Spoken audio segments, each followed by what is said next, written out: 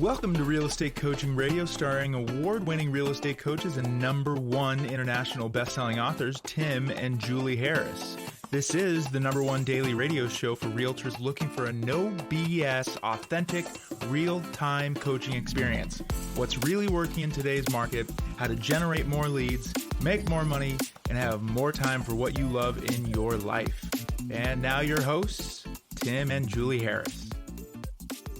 Welcome to part 5 of the Real Estate Agent's Ultimate Business and Life Plan. And remember, this series of podcasts, this being the 5th and the final of the series, is an overview of the information that is waiting for you on with the Real Estate Treasure Map, which we want to give to you free, no strings attached, no obligation. And all you have to do is just text the word, our last name, Harris, to 47372. Text the word Harris, the name Harris, to 47372. And remember, when you do, message and data rates may apply. So what happens is, after you text Harris to 47372, you're going to get a text back and you have to reply back yes. In other words, you have to confirm that it's you and that you indeed want the information. And then as soon as you text back Y or just yes, then we're going to text you a link. And then the link is going to take you to a secret website that we've created just for podcast listeners. And you're going to be able to download the Real Estate Treasure Map. And also, while you're there, go ahead and sign up for a free coaching call with one of our new member coaches, and they'll help you get started creating your Real Estate Treasure Map. This is all, this is free. This doesn't cost you anything, except, of course, if you are sending a text, then your carrier might charge you something. That's the reason we have to say message and data rates may apply. Yes, that's right. But that's no excuse. That's no excuse, right? Let's get it done. Exactly. So go ahead and get that done. And again, it's Harris to 47372. So this is part 5 of Real Estate Agent's Ultimate Business and Life Plan. And today we've got nothing but good news. That's right. So now, the part of your plan you've been waiting for, move past the pandemic. Which habits you should keep and which to drop. So point number 1, keep your newfound technology skills. Who knew that everyone in the world would know how to Zoom by now? But it is indeed true. Zoom or FaceTime when you can, and respect your prospects' comfort levels with contact. It's not the same everywhere, and everyone has different sensitivities. Ask which they prefer, in person or video, and of course, your own sensitivities apply as well. Let's talk about that for a second. Sure. So Facebook came out with a presentation that was talking about the fact that they're now investing $10 billion a year into something that's called the Metaverse. And the Metaverse has been around forever. The concept of it is basically that you are going to spend time playing what amounts to a virtual game, but it's not really a game. It's a rendition or a version of your life that will exist inside the cloud. And you will be wearing most likely some sort of VR headset, maybe some sort of haptic suit. Frankly, I find the whole concept a little bit creepy. Well, not a little bit creepy, a lot creepy. But there's a lot of people that think there's going to be some iteration of that's going to come into fruition. And it's obviously true. You need no other proof than eXp Realty. So eXp Realty owns a company called Virbela. And Virbela is basically what a metaverse is. It is, in essence, a virtual world that exists. And within the virtual world is eXp Realty. And if you have not seen a video of how that works, go to YouTube and check it out. Check out one of our videos on it. It is pretty badass, honestly. And so what is going to happen is, the theory is going to happen is you're going to be essentially conducting a lot of your normal day-to-day business activities inside the metaverse. And again, I know if you can't conceptualize that because you don't play video games, Julie and I are right there with you, then again, just do take a peek at how the eXp world works. Now, will that make it so somehow agents are no longer needed? Will that make it so somehow people are no longer needing to buy or sell real estate? Absolutely not. If anything, it's going to make it even more important and create even more opportunities, because you're not only going to be able to create more relationships inside the metaverse, but also outside in the real world. So it's kind of exciting where the technology goes. A lot of people, including Mark Zuckerberg, has this belief that people are just going to plug in all day and it's going to be something like a voluntary version of the Matrix. I personally think that's insane. I don't think people are ever going to give up their freedom, and they're never going to give up their autonomy, which the technology will obviously take away both. But perhaps you can use it as a tool. You could have a virtual office, and certain clients will want that, and other clients will want to meet with you at their dining room table. Well, that's how it works with eXp. You can have, like you and I had, a virtual, really a building inside EXP world where our students could go that were EXP agents, and they could go and they could interact with our staff. And you walk in and there's like an avatar that greets you. It's not a AI avatar. It's an avatar, but behind the avatar is a real person sitting at their desk somewhere in the world. And then you go to the other desk where you might be meeting with a coach, and then there'll be the coach. And so everyone would have specific hours where they had to be in the essentially Verbella or the Metaverse so that they could then interact with clients and help client issues and things like that. So that's the concept of how it'll work. But again, and we've done presentations in the EXP world, right? It was us for real doing a presentation, but what you saw was our avatar on stage in front of the podium talking to the audience, which was represented by listening avatars of real agent people, all of you guys. Julie's point with this last point is that the technology that what it was in play anyway, Verbella being a good example, that technology's been around for a while, but what happened was because of COVID, and COVID positively affected a hell of a lot more than just the people's willingness and expectation to be able to have online experiences that are almost, one-to-one with the real world, right? That's where the technology is going. But what EXP has already had in place was the technology to make it so people could exist outside of brick and mortar locations. And, the COVID has definitely hurried that along. So now everyone's rushing to create something similar to that. So you're going to see a mad rush of technologies to different people wanting to create virtual experiences like and it's not just because they're all living in fear of some sort of, pandemic, but it's because people's expectation of how they're going to interact with you as a business has changed. And I can see very realistically, I can see there being multiple, metaverses. There's going to be competing metaverses.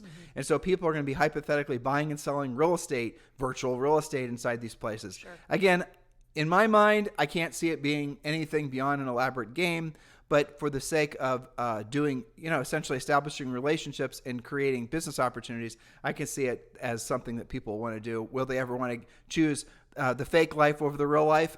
Probably some will, truthfully. Probably, and there will probably be different versions of it. I mean, I can see people wanting to close in a virtual closing room and, be able to do that versus, drive someplace to a title company. I think there will be different iterations. The point that we're trying to make here is, what do you keep and what do you lose as a result of the pandemic?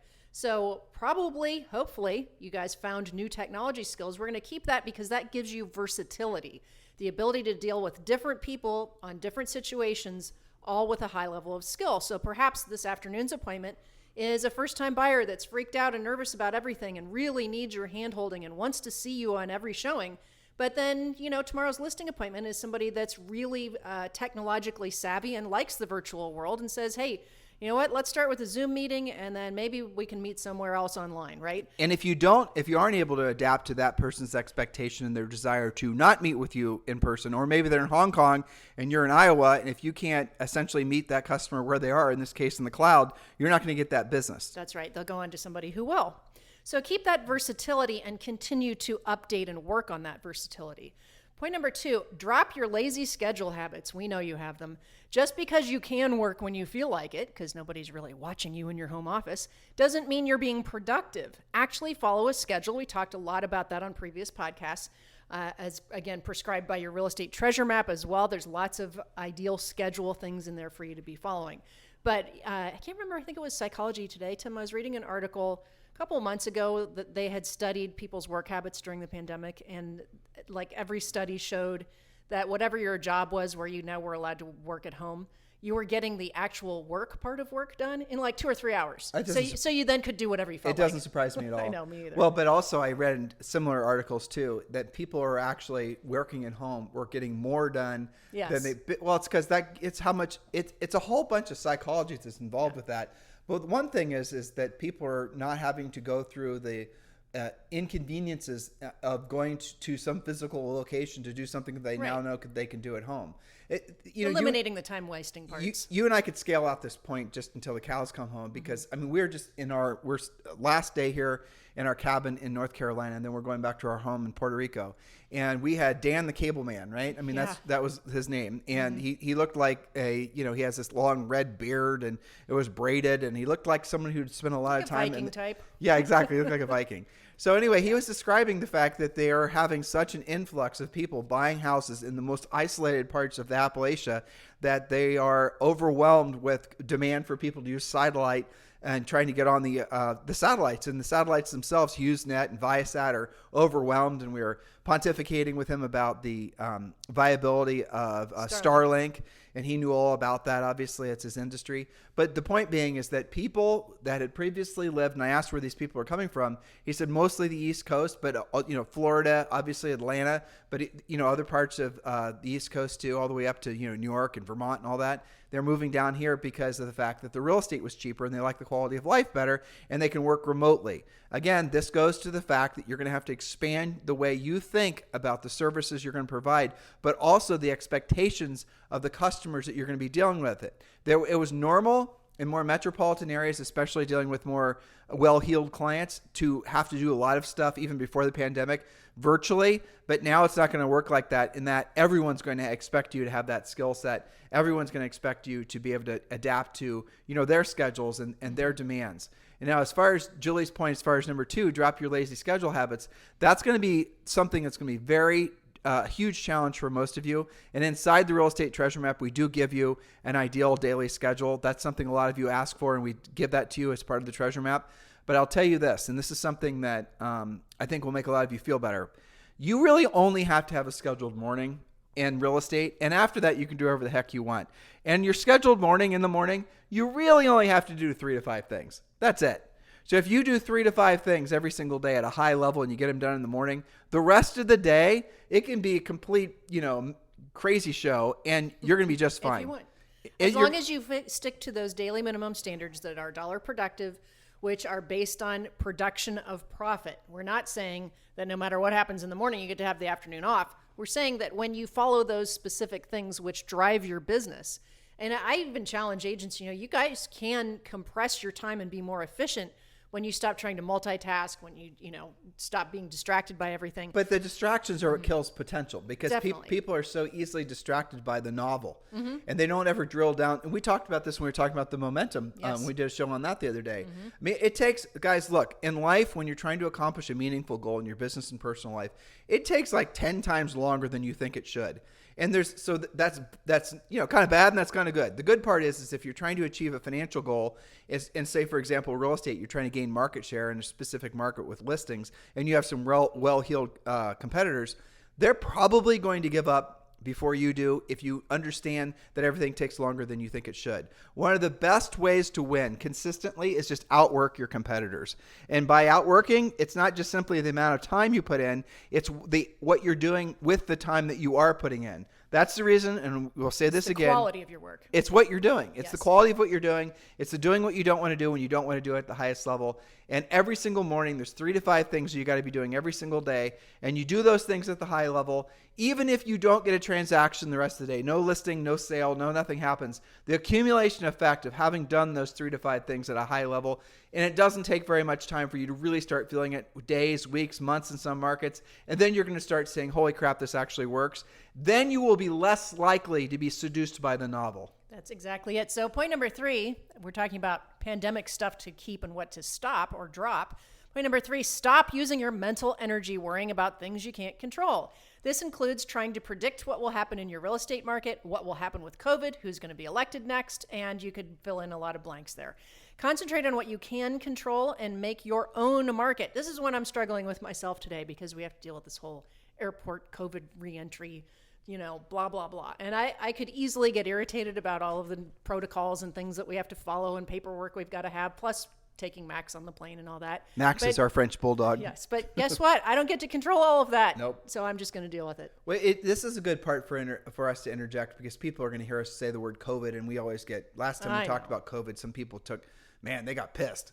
But here's the thing with COVID, guys. With this new variant, Omicron, if I'm saying it correctly, everyone's going to get it. It's, I forget, what was it, 27 times more. I think it's even worse than that. It's like 74. Basically, you're going to get it. We're going to get it. It's highly likely. Yeah, it's impossible that you won't. Statistically, you're going to get it. And here's the nice thing. For a vast majority of us, it's basically going to be asymptomatic. In other words, you're not going to have any experience of any sort of illness, or it's just going to be like a mild cold. Julie thinks she's already had it. And if she's had it, that means I've had it. So we're going to take COVID tests today because we have to take them before we're allowed to go back into Puerto Rico. And I would not be surprised at all if all of us in our family have already had it. Yep. And now here's the nice thing about it. Again, if there's a nice thing about it, is once you've had it, you've got the antibodies for it. Now, Julie and I are both double vaxxed. We are advocates of the vaccine. We think the vaccine itself, not necessarily how it's being administered today with endless boosters, but the reality of it is the technology itself from the vaccine, the implementation of the vaccine, it was some of the baddest ass science that humanity's ever created. I was listening to, Julie and I were listening to the All In podcast the other day, and one of the guys there is a big technology investor or big health, advanced technology, I don't even remember what his title was, but he knew all about, obviously, all the different things that are going to be coming as a result of the COVID vaccine, essentially the adaptation of that technology. And it's incredible, the things that they're going to be able to do, because they've never had an opportunity with any kind of medical breakthrough to have such essentially a mass, let's call it what it was, basically a experiment on so many people that was successful.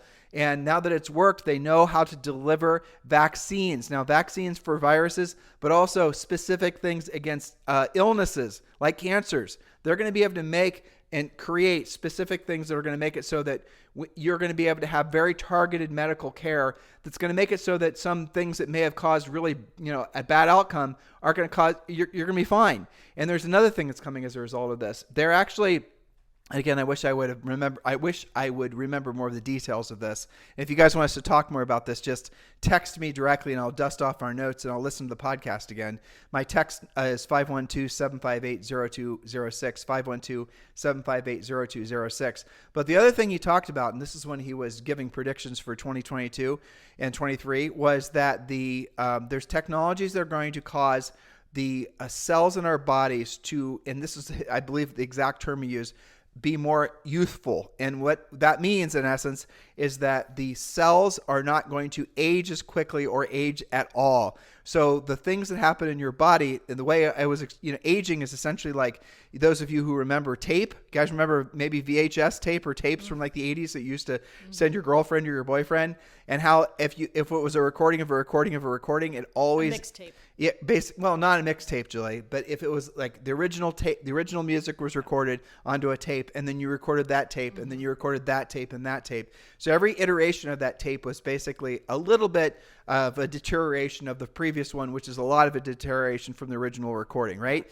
So the way it was described to me is the cells get older, essentially. That's what they're doing. They degrade, essentially. They degrade, right. And so basically our bodies, as we get older, degrade. Well, evidently some of this technology that's linked to the fact that this COVID vaccine, which was such an amazing home run, is going to make it so that they are going to be able to start having actual, honest to God, essentially medical treatments to slow down, and in some cases dramatically slow down the aging process. Well, that's looking at the bright side for sure. But isn't that incredible? It is. But that's the thing, is that there's so much negativity and drama and all this stuff we've had to live through. But I think in the future, we'll be thanking the acceleration of the process, because it was done on a mass scale in a very quick amount of time. So you said part 3 was moving past the pandemic, and I'm going to also add this in too. Sure. There's a lot of people that will never move past the pandemic, ever. They're going to be emotionally scarred from it for reasons that we all have to be very sympathetic towards. And some people are going to never want to move past the pandemic because, frankly, they enjoyed the power that it gave them as a result of being able to essentially control other people's lives, and variations and iterations in between, right? But the truth is that the pandemic, for the most part, is going to be at a point where the virus will still exist. It's going to exist forever. It's going to, and this is what even Joe Biden said, it's going to essentially be seen, and CDC said. So before you start thinking Julie and I are trying to, be some sort of anti-vaxxers, we're not. Everyone in our family is vaccinated. My mom's triple vaxxed, right? So the reality of what I'm trying to pass along to you is the government essentially has waved the right flag. And Joe said this, that there's no way that we're going to be able to actually do anything to control the pandemic. And it's just not going to happen. It's going to be part of humanity for the remainder. Like living with the flu. It's essentially going to be a seasonal coronavirus that's going to come up, and people are going to get vaccinated for it or they won't. You'll develop antibodies for it or you won't. But the nice thing about this latest iteration is that it has virtually no harmful effects, and you are now going to have the antibodies, which means that effectively, if there are any other variations of the coronavirus, chances are you will not get sick from them. Just like people who got corona, remember it was called corona, who got COVID back in, say, 2019 and 2020, they didn't need the vaccine. The doctors have finally admitted that. The CDC finally admitted that. They didn't need the vaccine. They actually weren't passing the coronavirus to other people, whereas Julie and I, with the coronavirus vaccine, and you guys with the coronavirus vaccine, many of you, we do still have the ability to pass the coronavirus or the COVID to other people, whereas people who actually had it, who have the antibodies, not only can they not get it again, not only can they not get any of the variations, but they can't pass it to other people. So now that it's called herd immunity, so now that we're all developing that because of this latest variation of COVID, that's where Julie got the inspiration for the idea that it's time to move past the pandemic, all the while understanding that some people emotionally won't be able to move past it. Well, and physically. And, if you have somebody that's nervous about it. We had friends that died from it. Absolutely. And you have to defer to what their comfort level is and take your own into effect as well. So next, in terms of what to do about trying to move past the pandemic, keep your media-free mornings and listen to things that benefit you versus drag you down. Podcasts are a great way to choose what you're putting into your head, obviously, like this one, okay? But you've got to prune that back. And I think that I've read a lot, I'm sure you have too, about podcasts really taking off during the pandemic. They did. And what I like about podcasts is you can try a lot of things out without, it used to be like if you wanted to try something out, you'd go buy a book and hopefully you'd read it. But if you didn't like it, you just became like, a doorstop. But podcasts, you can try it out for 10 minutes, see if you like it, move on, maybe not. You get addicted to certain ones. You can decide what's going into your head and really curate the things that are going to benefit you and ignore the rest. And it's, here's the thing about podcasts, and it's really, I think, there's a lot of, there's something called Substack that's essentially starting to pick up momentum. And there's these other places where media creators, in a lot of cases, they're professional reporters that are just looking for a home where they're going to have to be able to write stories and articles that aren't biased, one way or the other. There's so much available information that's going to start pouring out as far as, helpful things. It'll help you guys to not be so easily manipulated with your decision making with regards to, a lot of the stuff that we are all motivated by was based in fear. And a lot of you have taken the time to stop, take a breath, and go research whether or not what you were hearing was correct, even when it was coming from an authority figure. Mm-hmm. And you have found out that the authority figures weren't necessarily to blame for their misinformation, truthfully. They too had never lived through a pandemic. They didn't know what the hell was going on. And so you can say, looking hindsight, maybe they overreacted or maybe they underreacted. But the truth is now going forward, you have got the experience of having lived through a pandemic. You have an idea of how people are going to react. You have an idea, and now you know that you're going to have to be the best purveyor of your own content. You're going to have to be the best, essentially, I think, you're going to have to know how to go about discerning good information from bad information, and ultimately learn to drill down and not just trust something that you've read or what you've heard. And that gives you freedom, and it causes less fear too, because really what we saw this starting in September 11th, really, is that headlines, essentially the flashier, the scarier the headline, wolf, blitzer, breaking news, all that stuff, people had gotten addicted to that, to the point where at the same time people were addicted to CNN and Fox and all these others. They realized the flashier, scarier headline more people were going to watch. And then all of a sudden the social media companies started to really take market share away from the media companies, the major normal media companies. The major normal media companies had to start, juicing up their headlines even more. And then they all became partisan talking. Right. You don't go to Fox to expect to hear anything positive that maybe you're going to, or anything that you're going to hear from, for example, CNN. I mean, all these news media outlets have sort of taken their side, and they're speaking only to the people inside their tent. Well, it changed from reporting to entertainment. And that's a problem, because if you are not going about seeking information from all perspectives, you're going to essentially be somebody's, their pawn in essence. You're never going to develop the ability to discern your own information, to make your own decisions. And this actually goes back to a lot of the things that Julie and I talk to you guys about on this podcast all the time, about how you're going about making decisions on what you're going to do in your business, what products you're going to buy, who you're going to listen to, what filter you run it through. Exactly. Right? Who are you buying into?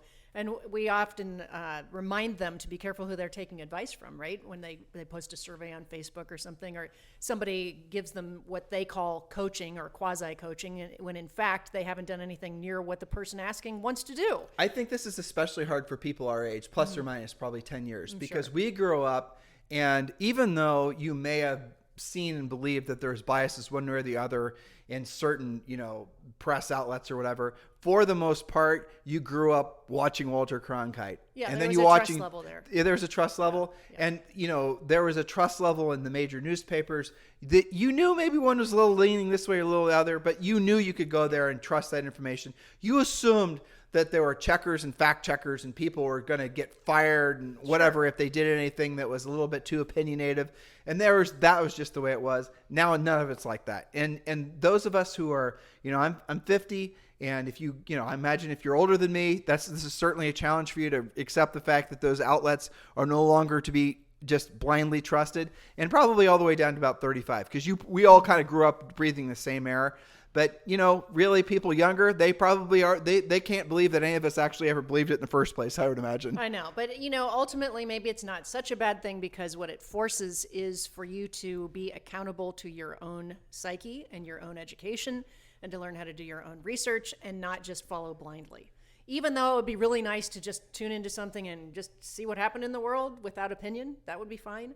But those days are gone. Now we have to be kind of fact-checking every last thing, which is annoying. Or the stance that you and I take, we don't consume any of it. No, because if something happens, you're going to hear about it, right? And with regards to your own real estate practice, one of our previous points was, don't try and control everything or worry about stuff that's out of your control. You make your own market. If you want more listings, you should know how to take more listings. That's what we do for a living, is we teach you how to do that.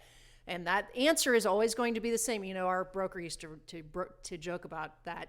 No matter what's going on in your life, go take a new listing. See how you feel then, right? So it could be an up market, a down market. You could have a great day, a bad day. It could be snowing outside or sunny. But you take a new listing, you're going to sell it, you're going to feel a heck of a lot better. So how do you know if what you're consuming content-wise is to your betterment or your detriment? How do you actually know?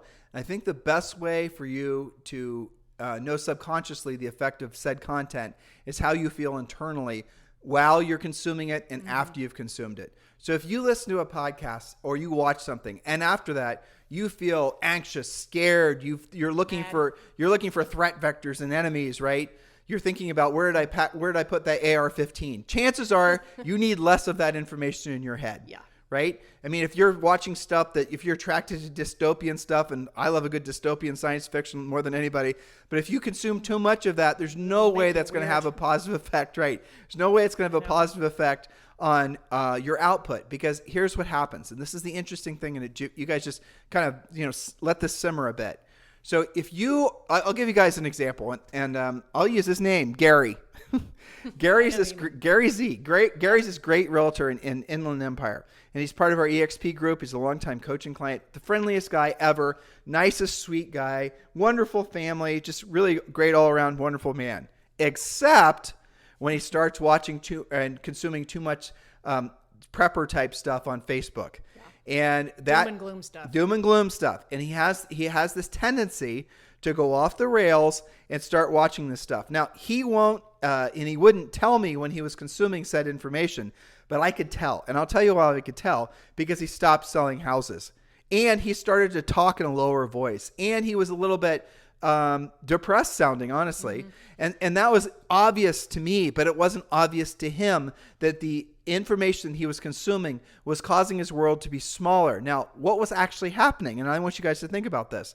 He was watching stuff, communicating with other people that did not believe that tomorrow was going to be better than today. So if you don't believe that tomorrow is going to be better than today, why the hell would you work harder today to try to accomplish something tomorrow if you don't believe that tomorrow is going to be better than today? You guys get it? So you're not going to go out and plant that tree if you think there's going to be some big hurricane that's going to kill the tree tomorrow, are you?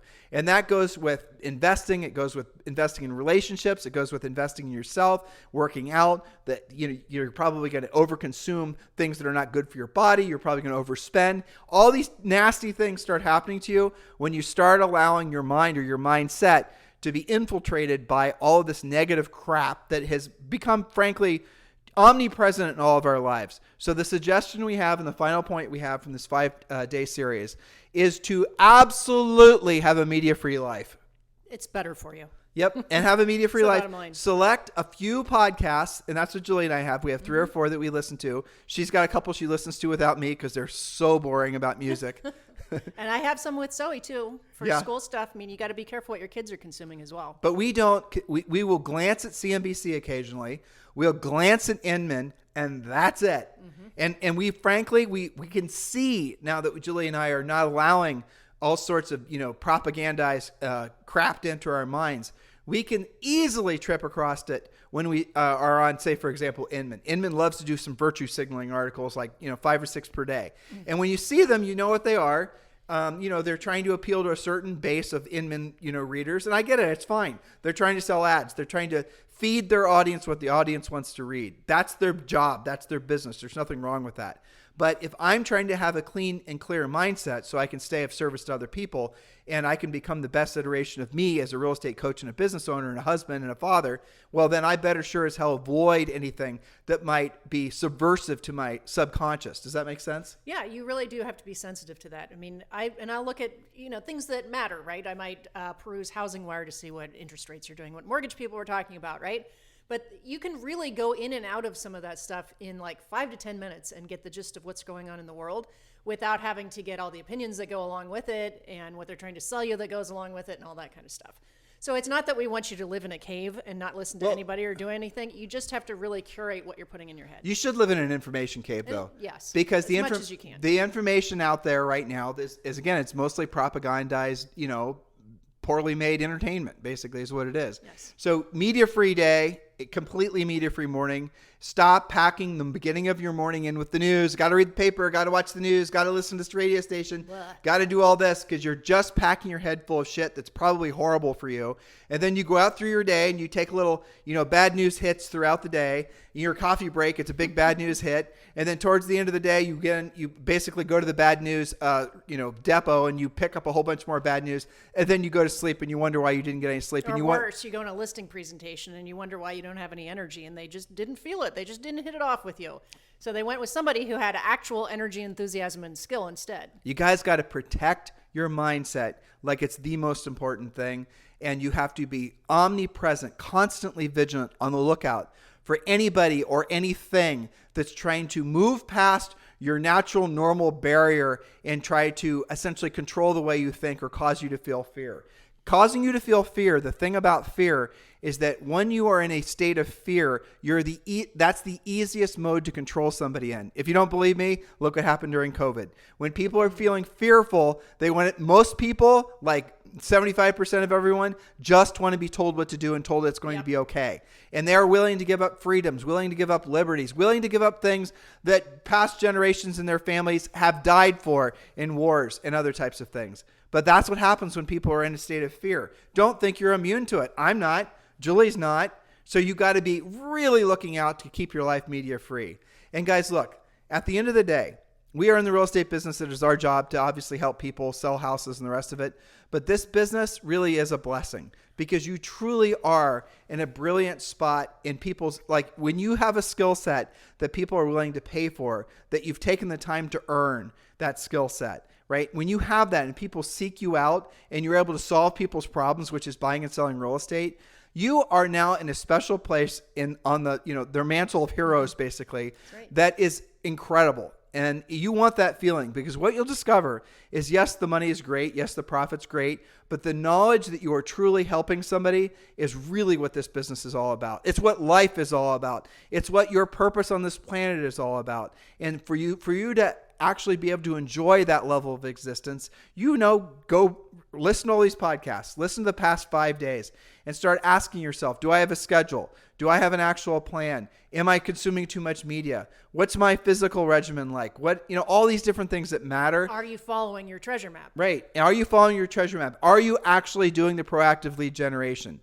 Guys, you can learn the easy way, which is basically just setting aside your skepticism and your ego and just becoming one of our coaching clients, or you can learn the hard way, which is probably going to be too much trial and error and too much wasting money on gimmicks. You make that decision. We've made it easy for you. Our coaching program is available for you. If you're ready to join, which all of you are, just go ahead and go over to timandjulieharris.com, click on coaching, click on Premier, and the rest of the pass through to become a coaching client is incredibly easy. Guys, why are you waiting to become a coaching client? If you want to have a coaching call with one of our new member coaches, that's fine too. You can do it while you're over at Tim and Julie Harris. So we are going to pick up on a new topic on Monday. Have you decided what it's going to be? I'm working on some stuff, but I'm going to leave it as a cliffhanger. Ooh, a cliffhanger. Mm-hmm. That means she has no idea. No, I do. Oh, you do? Oh, give us some hints. No. Really? My notes. It has to do with something you sent me. So. So she's not, listeners, this is what I know about my beautiful wife after being married 30 years. I'm not done with it yet. She's not done with it, and she doesn't want me to criticize the concept. You'll get the rollout once it's done, just like you did on this one. All right. It was a great topic. So in the meantime, guys, listen, we are looking for agents who are interested in joining Julie and I at eXp Realty. If you're ready to join eXp and you're looking for a sponsor for your as an eXp agent, and you're looking for a sponsor that obviously is going to be very proactive in your success at eXp Realty in your real estate career, please do consider Julie and I. Yes, we are formally applying for the job of being your eXp sponsor. Text me directly at 512-758-0206. 512-758-0206. Please do not call. I will not answer. I promise you I will not answer, but I will respond if you text me, 512-758-0206. We are certainly ready, willing, and very excited about the opportunity to sponsor you at eXp Realty. In the meantime, you guys have a fantastic day. We'll talk with you on the show tomorrow.